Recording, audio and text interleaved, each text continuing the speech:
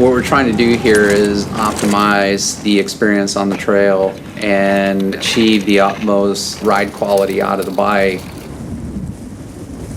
You know, that doesn't happen by chance. It requires a lot of test time, a lot of time on the trail, a lot of tuning and then retuning.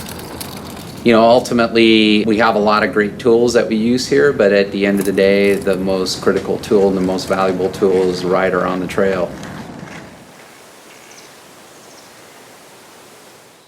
DRCV stands for dual rate control valve. Dual rate means we actually have two air chambers in one, and the control valve is the plunger that controls when the second chamber comes into play.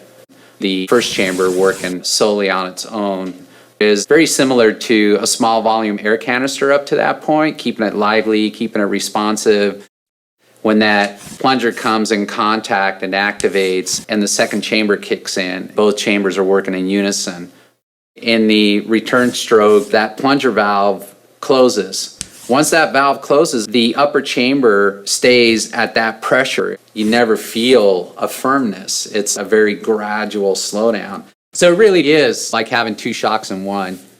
Ultimately, the best way to see DRCV work, it's on the trail itself. What you're seeing here is a small canister air shock. Notice how it's handling the high frequency bumps fairly well. But when it gets to the big hit, the system is taxed and the shock doesn't fully compress, and the rear wheel kicks up upon return. With the extra volume canister air shock, it takes big hits and achieves full compression, but it has difficulty with the mid-stroke control and handling higher frequency small bumps. Now with DRCV, you get the small bump compliance and the big hit control. Notice how much the shock is really moving. The data acquisition shows the liveliness of the DRCV first stage. The chassis and the rider are isolated from the terrain. You can really see how much control that gives the rider. Here on a big hit, you can see the limitation of a small can. The shock uses all its stroke but cannot react effectively to the subsequent bumps. Instead, the rear wheel kicks up and the rider's control is compromised.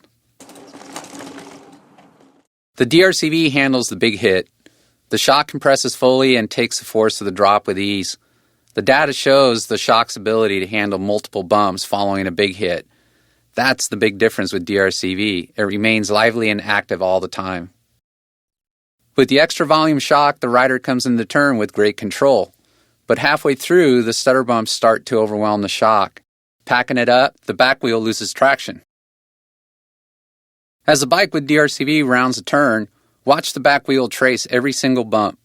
The shock doesn't pack up. The data shows every bump being absorbed no matter the frequency.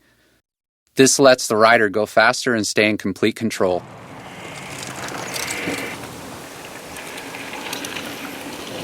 It's not about more, it's about doing more with what you got. Now you understand how DRCV really is two shocks in one.